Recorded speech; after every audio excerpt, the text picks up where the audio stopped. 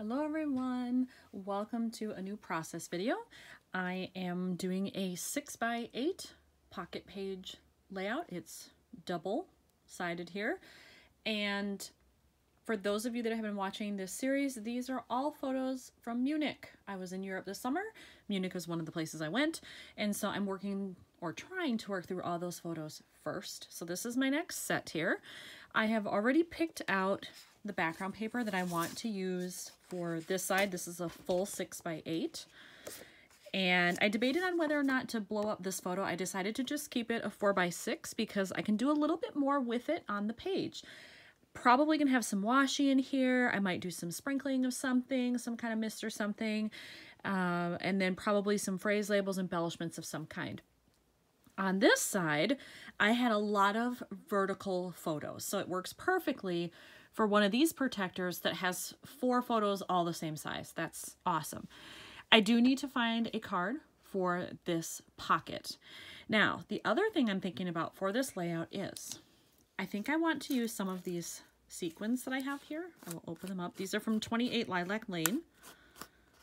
If I can get this cover off, there we go. Because the color scheme is pretty close, and I feel like because there's so much of this kind of orangey brown and gray in this, it's kind of blah. It's bland. So I thought maybe if I threw in some sequins here, it might liven it up a little bit and draw, you know, someone's attention as they're flipping through the album.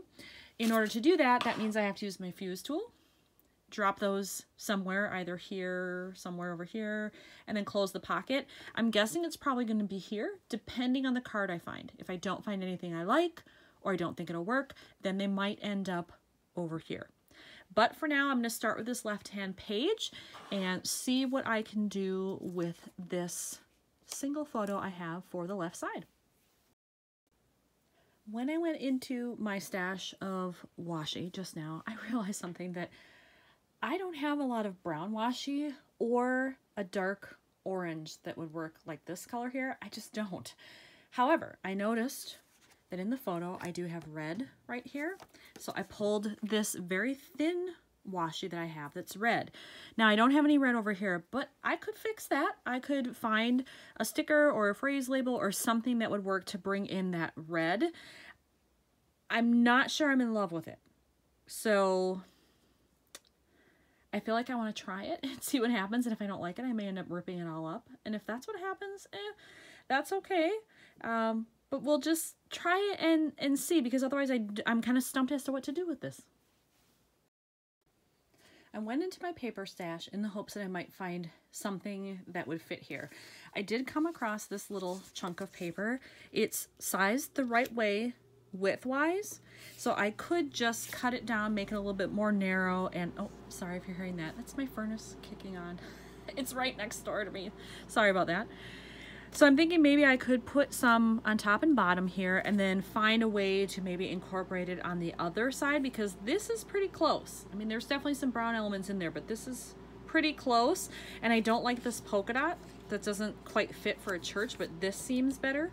So I think I'm going to try it and see what happens. It probably means then I'm not going to use this red, but we'll just see. When I was off camera, I cut down that little chunk of paper I had. This is what's left. And I made these just 1/4 of an inch wide. And I really like the way that looks when it's next to these photos. If it didn't have these, it wouldn't go. But because these are over here, I think it does create a nice cohesive element that colors on both sides. I also found a pocket card I want to use. I found this brown one. It's from It's from Project Life. So I just printed it out, but I didn't like that it was quite so brown. So I trimmed off a little bit around the edges, and then I backed it on the same paper as this. I found another chunk that I had, and so I just cut that down to another 3x4. I mounted this on top, and now it will bring in some of that gray that's over here, so it really makes it look like it goes together. So I have that going.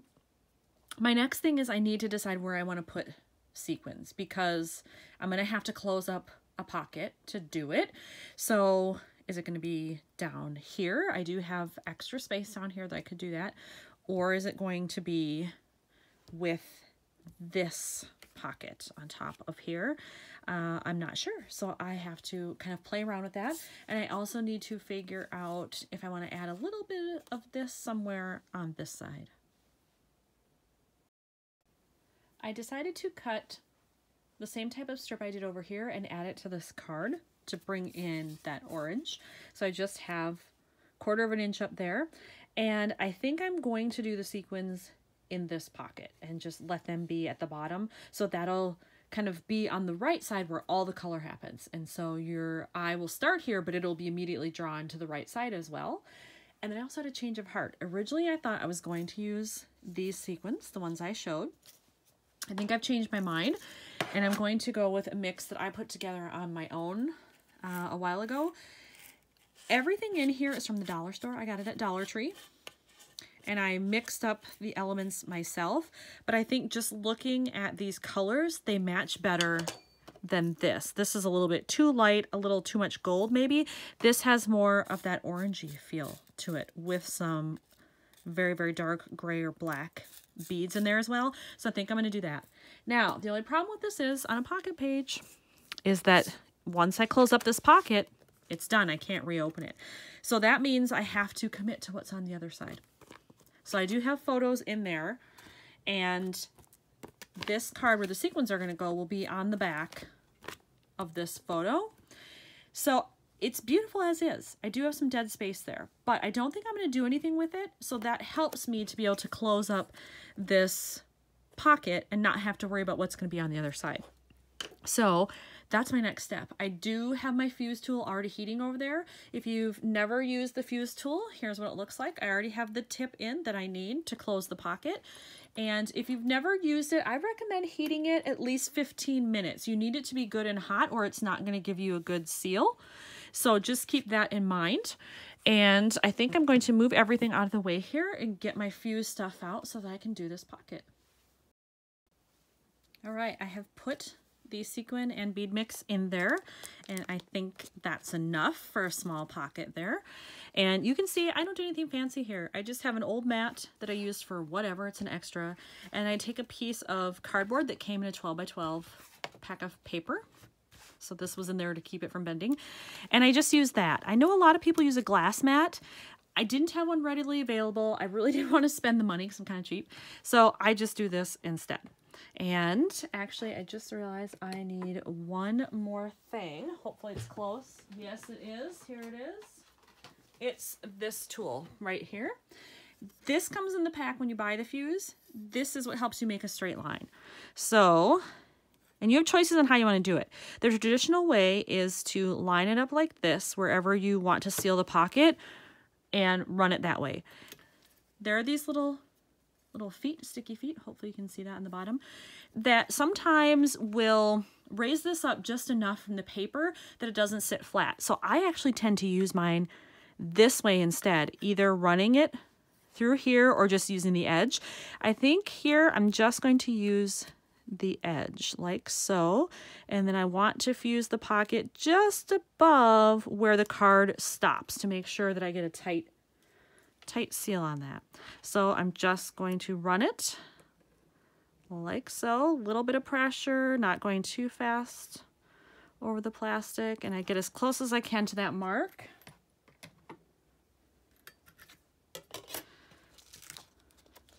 And then there you go.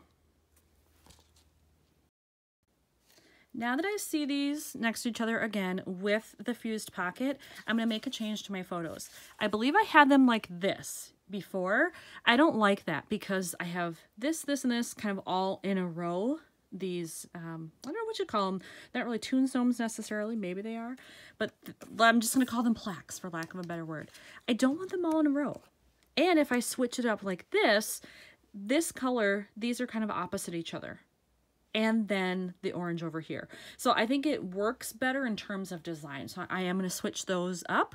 So that has been decided. Now I just need to put on the finishing touches to see how it's going to look when it's all put together.